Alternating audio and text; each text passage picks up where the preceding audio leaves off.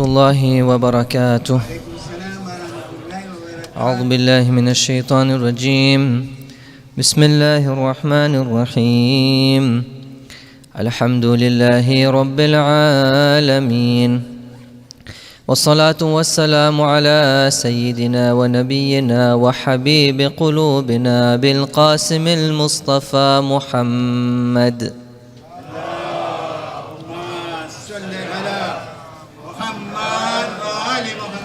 وعلى آل بيته الطيبين الطاهرين المعصومين المظلومين المطهرين، لا سيما بقية الله في الأرضين.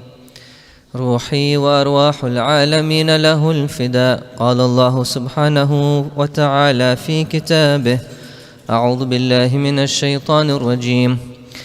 وإذا قيل لهم اتبعوا ما أنزل الله قالوا بل نتبع ما ألفينا عليه آباءنا ولو كان آباؤهم لا يعقلون شيئا ولا يهتدون. صدق الله العلي العظيم. اللهم صل على محمد وآل محمد وأجل فرجهم.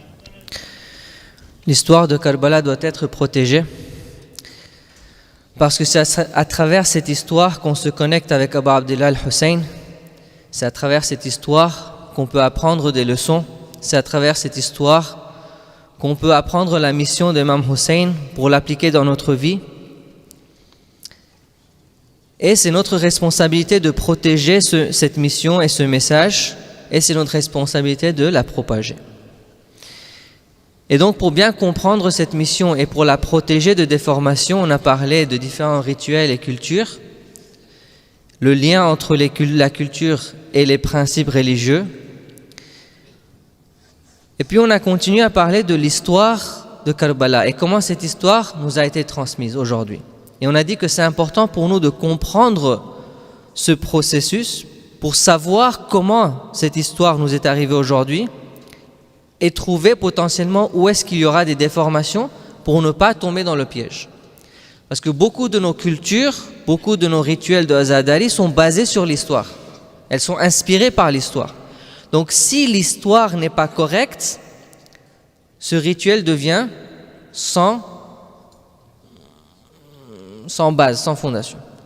Donc il faut qu'on sache dans l'histoire qu'est-ce qui était correct et potentiellement qu'est-ce qui était pas correct. Donc on a dit que quand un événement se passe, comme un événement aussi important que le jour de Ashura, il y a des témoins qui voient ce qui se passe et qui racontent ce récit aux autres. Dans le cas de Ashura, ce récit de Karbala se racontait parmi les gens pendant 70 ans, 80 ans après.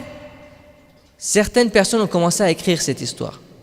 Et quand ils ont commencé à écrire cette histoire, ils ont parlé directement aux témoins, que ce soit directement avec les témoins du jour de Ashura ou à travers un ou deux intermédiaires. Mais ce qu'on a dit, c'est que quand une personne raconte ce qu'elle a vu, elle va raconter de son perspective. Donc ce que cette personne a vu et ce que cette personne se rappelle. Donc hier, par exemple, j'ai donné cet exemple de si je suis en train de parler et tout à coup mon téléphone, il tombe de ma main et il frappe un des enfants. Chaque personne dans cette salle aura sa façon de raconter cet événement. Une personne va trouver ça très très très marrant et il va la raconter de sa façon. Dans 20 ans, 30 ans, 40 ans, 50 ans, quand quelqu'un va lire ces récits, il va voir des récits très très différents qui sont tous liés à un événement. Donc par exemple, une personne va dire que Cher a jeté son téléphone. Une autre personne va dire Cher a fait tomber son téléphone. C'est deux différentes choses. Une personne après 50 ans qui lit jeter, il pense que Cher l'a fait exprès. Mais quand il dit c'est tombé, il pense que Cher n'a pas fait exprès. S'il lit le récit que Cher a jeté le téléphone, il va penser mais ce Cher il est bizarre, il est méchant quand même. Pourquoi il jette des téléphones sur les enfants? Celui qui lit Cher a fait tomber le téléphone, il va dire bicharo Cher. Ça c'était sûrement très humiliant. Quand il va lire, ok, ce téléphone a frappé un enfant, il ne pas frappé un... Vous voyez, toutes ces perspectives vont créer une image pour lui de ce qui s'est passé ce jour-là. Et puis, il y a des choses que beaucoup de gens n'ont pas vues. Parfois, ce récit est transmis à travers une interprétation. Par exemple, une personne va dire « Cheikh a fait tomber ses notes ». Il ne va pas dire « c'était un téléphone ». Il a fait tomber ses notes. Pour quelqu'un qui lit ça après 50 ans, qui n'a pas vu tout ça, il va peut-être comprendre autre chose. Donc la même chose se passe avec le récit de Karbala. Ces historiens vont parler aux témoins, les témoins directs ou à travers des intermédiaires, et ils reçoivent différentes perspectives de cet événement. Certains de ces témoins étaient là, tout devant dans l'armée. Ils ont vu exactement ce qui s'est passé. Ils ont entendu certaines conversations. Certaines personnes étaient là le jour de Ashura. C'était une armée de 30 000 soldats. Il y en avait qui étaient derrière. Ils ont entendu, oui, quelque chose s'est passé là-bas. Donc vous allez voir des récits très différents. Parfois même, peut-être contradictoires. Mais la contradiction, ce n'est pas une vraie contradiction. Comme j'ai dit, jeter et faire tomber. Ça a l'air contradictoire, mais en réalité, c'est deux personnes qui expriment le même événement, mais différemment. Par exemple, on a beaucoup de fois où il y a des différences d'opinion sur le nom de la personne qui a tué tel shahid. Une personne va dire, il s'appelle comme ça, l'autre personne va dire comme ça. C'est possible qu'ils étaient debout, que par exemple, ces deux personnes étaient impliquées dans le meurtre de ce shahid. C'est possible qu'une personne est venue d'abord et puis l'autre personne est venue. Ça, c'est des détails qu'on ne pourra jamais savoir. Parce que le récit nous dit, ces deux personnes ont tué celui-là. Je vous donne un exemple très concret. On a par exemple l'imam Hussein, normalement on entend que Shimr, Mal'oun, a tué Imam Hussein. Des fois on entend aussi que Khouli il a tué Imam Hussein. La personne qui a dit que c'est Shimr est différente de la personne qui a dit que c'est Khouli. C'est très possible que tous les deux étaient impliqués là-dedans. Que Khouli est venu d'abord, il a frappé Abu Abdullah al-Hussein, je m'excuse pour utiliser ces mots-là à propos de notre imam. C'est possible que Khouli est venu d'abord, a vraiment fait mal à l'imam, où il était presque shahid, et puis Shimr est venu pour finir. Maintenant, une personne a dit, j'ai vu Khouli tuer l'imam, l'autre personne a dit, j'ai vu Shimr tuer l'imam. C'est deux récits différents, mais c'est la même vérité. Tous les deux étaient impliqués. Maintenant, bon, on sait, je donne cet exemple, c'est un exemple facile. On a beaucoup de narrations qui disent que c'est Shimr qui a commis le dernier acte. Mais vous allez voir, certaines personnes ont donné le nom de Khouli. Je vous donne un autre exemple. Quand il s'agit de Ali Asghar. Si vous allez voir les récits, normalement la plupart des récits disent que Hurmala ibn Kahil al-Asadi a tué Ali Asghar. Mais il y a un ou deux récits qui vont dire une personne de Bani Asad. Peut-être que celui-là qui dit une personne de Bani Asad, il a vu de loin. Il ne sait pas exactement c'est qui. Il sait que ça, c'est les gens de Bani Asad qui sont là-bas. Mais il n'a pas vu exactement c'est qui a tiré. Une autre personne va dire complètement un autre nom. Peut-être qu'il s'est trompé. Peut-être qu'il n'a pas bien vu. Peut-être qu'il a mal entendu. On ne sait pas. Mais dans le cas de Ali Asghar, beaucoup plus de récits disent que c'est Harmala. Donc nous, on a accepté ça. La plupart des gens disent que c'est Harmala. Ceux qui ne disent pas le nom de Harmala, ils disent une personne de Bani Asad. Ça va ensemble. Parce que Harmala était de Bani Asad. Vous voyez, donc c'est possible de prendre ces différents récits et de reconstruire cette histoire. De temps en temps, et c'est là où parfois on rend cette chose très très grande alors que ce n'est pas vraiment le cas, de temps en temps il y a des gens pour des raisons politiques ou des raisons religieuses à cause de leur secte, ils vont venir et ajouter quelque chose ou enlever certaines choses. Oui, ça s'est passé. C'est une réalité. Dans l'histoire de tout événement, ces choses se passent. Mais cette idée que non, la plupart de nos récits, la plupart de nos hadiths sont des fabrications, sont changés, il y a les gens qui ont infiltré, ça d'après les chercheurs de hadith, les experts de hadith, c'est pas correct. Normalement, on peut se fier des livres qu'on a aujourd'hui. En comprenant ce contexte, que ces hadiths et ces histoires ont été transmises d'une façon humaine, avec la possibilité d'erreurs, comme on l'a expliqué, différentes perspectives. Je regardais la conversation entre Hur et Imam Hussein alayhi salam. C'est très intéressant, deux historiens qui amènent cet événement de Hur qui va vers Imam Hussein. Un donne beaucoup plus de détails sur la conversation de ce que Hur a dit à Imam Hussein. L'autre personne amène beaucoup moins. Mais quand vous mettez les deux ensemble, les lignes sont à peu près égales. Parfois, il y a des différences.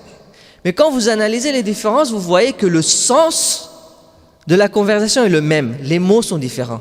Là, vous comprenez que cette personne est en train de raconter que Hur, il a dit ça. Mais il n'utilise pas le même mot que Hur a utilisé. Il utilise un mot qui a le même sens, un synonyme. Donc vous voyez, c'est là où on voit ces petites différences dans la transmission de cette histoire. Donc la question, elle vient, comment on fait alors? Comment je vais savoir? Comment je vais comprendre? Quand il s'agit de cette histoire de Karbala, je fais comment? Déjà, ce n'est pas limité à l'histoire de Karbala. Normalement, c'est le cas dans l'histoire de tous les événements. Souvent, on nous dit, si on ne sait pas quoi faire, on va aller dans la source, la première source qui a été écrite. C'était la première qui a été écrite, donc forcément, elle doit être la plus fiable. Pas forcément. Ce n'est pas forcément le cas que la personne qui l'a écrit en premier a tout écrit. Ce n'est pas forcément le cas que la personne qui l'a écrit en premier était honnête dans son histoire. On a vu des historiens qui ne sont pas honnêtes. Donc juste parce qu'une source est plus ancienne, ce n'est pas forcément le cas qu'elle est plus correcte. C'est numéro 1. Numéro 2, le problème c'est qu'on n'a plus accès à ces sources primaires. J'étais en train de voir les différents livres de Maqtal qu'on a.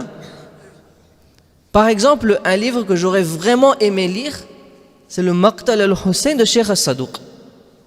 Malheureusement, on ne l'a plus. Oui, alhamdoulilah, il y a des chercheurs dans le Hawza qui ont compilé les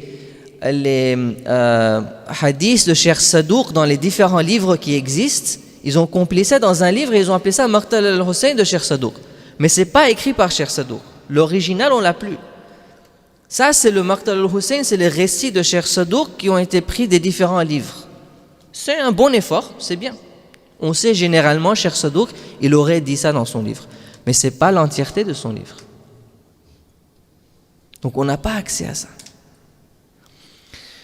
Donc vous voyez, la troisième chose, c'est que les gens comme, disons, Sayyid ibn Taous, qui est au 7e siècle. Sayyid ibn Taous, au 7e siècle, il a écrit le Maqtal qui s'appelle Luhuf. C'est un Maqtal très, très connu. Sayyid ibn Taous avait une bibliothèque immense. Ce n'est pas quelqu'un qui a inventé ce qu'il a écrit. Quand lui, il écrit le Maqtal al-Hussein, il l'écrit d'après les sources primaires qu'il a dans sa disposition. Donc si Tabari, il a écrit et Tabari, il vient avant Sayyid ibn Taous, ça ne veut pas dire qu'il a forcément raison et Sayyid ibn Taous, il a tort. Parce que tous les deux avaient les ressources primaires. Donc, ce n'est pas assez comme critère de dire que parce que ce livre vient plus tôt, ça veut dire qu'il est forcément plus vrai. Ça peut aider, ça peut contribuer à notre recherche, mais ce n'est pas forcément un critère. Alors comment on fait? Je l'ai dit hier, la façon la plus simple pour la plupart des gens, c'est de faire confiance à un auteur qui est un auteur de confiance. Par exemple, la raison pourquoi je donne le nom de Sayyid ibn Taous, parce que Sayyid ibn Taous, c'est quelqu'un qui est connu pour être un alim spirituel. Il a la connaissance et il a la spiritualité, c'est un homme de taqwa. Donc on sait que s'il écrit, il ne dit pas n'importe quoi. Oui, il y a parfois des fautes qui se passent, on n'est pas maçon. Mais normalement, c'est quelqu'un qui est fiable. La science de l'histoire, ce n'est pas quelque chose de simple. Reconstruire une histoire pour l'imaginer correctement demande beaucoup d'expertise. Une personne qui n'a pas étudié ces sciences, qui n'a pas étudié le usul, la méthodologie d'étudier un texte, quelqu'un qui n'a pas une bonne base dans l'épistémologie, quelqu'un qui s'est perdu dans l'herméneutique, une personne qui n'a pas une bonne base dans ces sujets-là, peut se perdre dans l'histoire quand il essaie de reconstruire ça. C'est quelque chose de difficile. Donc c'est toujours mieux de faire confiance en un ou deux historiens et de profiter de leur connaissance. Bien sûr, tout le monde fait des erreurs. L'histoire, c'est une science humaine. On n'aura jamais 100% de résultats. On aura toujours des endroits où on n'est pas sûr, où on ne sait pas comment faire. Mais ce n'est pas grave. C'est la nature de cette science. Et c'est ça, en fait, qu'on doit comprendre, que la nature de ces sujets-là, ces sciences-là, est telle qu'on n'a pas toutes les réponses. Inch'Allah, Allah nous envoie notre imam très rapidement pour qu'on puisse lui poser ces questions. Comment ça serait bien un jour, Inch'Allah, dans notre génération, d'avoir Sahib al-Zaman qui récite un Maqtal al-Hussein. Lui-même qui récite le Maqtal de son grand-père. Inch'Allah. Troisièmement, un critère qui peut vraiment nous aider à tous. Si on lit un récit, une histoire, si ça ne va pas contre le aql, ça ne va pas contre le Coran, ça ne va pas contre les ahadiths, et la personne qui nous dit, qui a écrit ce récit, c'est quelqu'un de confiance, il n'y a aucun mal à prendre ça et l'accepter. Mais par exemple, vous allez voir, parfois, il y a des choses qui sont écrites, on se dit, mais ça, c'est pas très logique. Un exemple très simple, c'est qu'il y a une personne qui a écrit qu'il y avait 300 000 soldats dans l'armée de Yazid. 300 000 soldats, j'ose dire que c'est impossible. Donc ça marche pas, ça va pas avec la logique, c'est pas pratique du tout d'avoir 300 000 soldats dans cet endroit. Donc on comprend qu'ici, sûrement, il y avait une erreur d'écriture, peut-être que c'est 30 000, il a mal lu, il a mal écrit. Aujourd'hui, c'est arrivé 300 000. Normalement, le nombre qu'on nous donne, c'est dans les 30 000, 40 000. Donc là, quand on met les récits ensemble, on voit que c'est clair qu'ici, il y avait une petite erreur. Ce qui est important pour nous, surtout quand on parle de Azadari, c'est qu'on veut pleurer pour Aba Abdillah al-Hussein. On veut garder cette émotion pour Aba Abdillah al-Hussein. Ce qui est important pour nous, ce n'est pas les petits détails que notre chagrin pour Aba Abdillah ne devrait pas être dépendant de ces détails historiques. Notre chagrin pour Aba Abdillah est pour le fait qu'il était madloum, et que cette histoire qu'on raconte du mimbar, tant qu'elle vient d'une source qu'on peut faire confiance, on peut pleurer dessus. Il n'y a pas de problème du tout.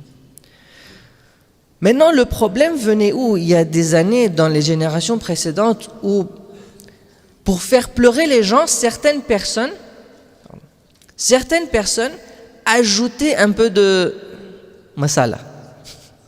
Pourquoi? Pour faire pleurer.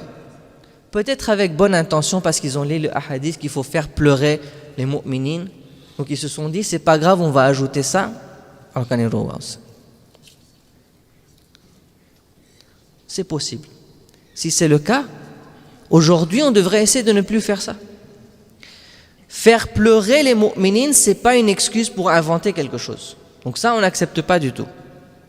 Déjà, l'histoire d'Aba Abdillah est assez douloureuse. On n'a pas besoin d'ajouter de masala.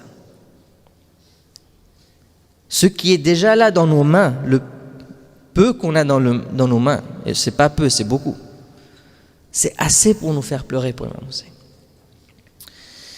Je vais juste mentionner un point et puis Inch'Allah on va finir.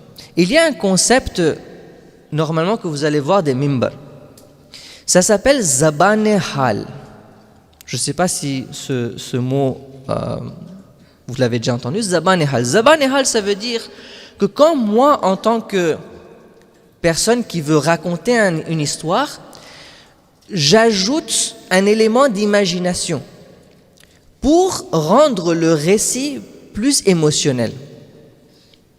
Mais c'est une imagination qui est basée sur la réalité.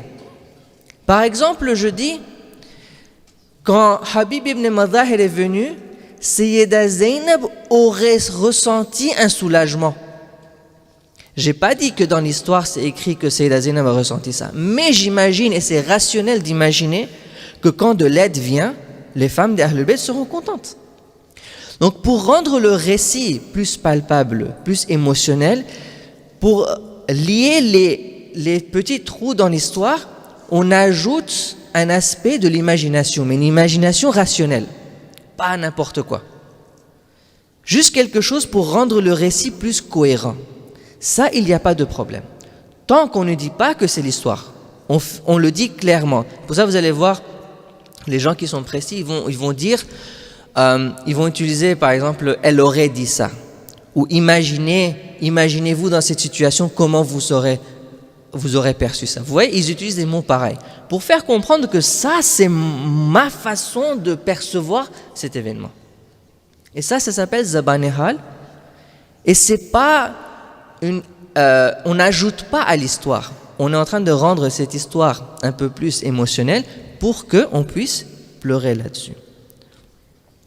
Donc, Inch'Allah, j'espère que cette explication de comment cette transmission a été faite avec cette compréhension du côté émotionnel, le Zabanehal, devrait éclaircir, j'espère, pourquoi on a des différences dans les livres et pourquoi on a des différences dans le récit quand on l'entend du mimbar. Où est-ce qu'il y a eu des possibilités de déformation et cette permission, cette flexibilité d'ajouter l'élément émotionnel pour rendre l'histoire un peu plus réelle pour nous. Sallallahu ala Muhammad wa ali Muhammad.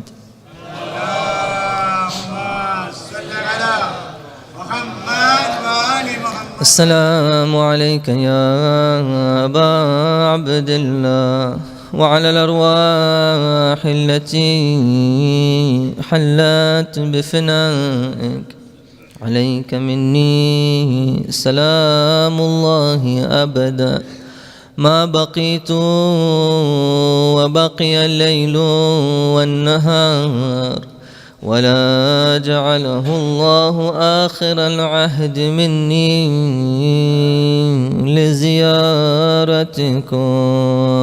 السلام على الحسين وعلى علي بن الحسين وعلى أولاد الحسين وعلى أصحاب الحسين. S'il y a une personne qui n'a rien gardé pour soi-même et a tout donné sur la voie de Hussein, ce n'est nul autre que Sayyida Zainab. Qu'est-ce que Zainab n'a pas sacrifié pour Hussein? Il est dit que Abdullah ibn Ja'far, le mari de bébé Zainab, essayait de convaincre Imam Hussein à ne pas aller sur ce voyage.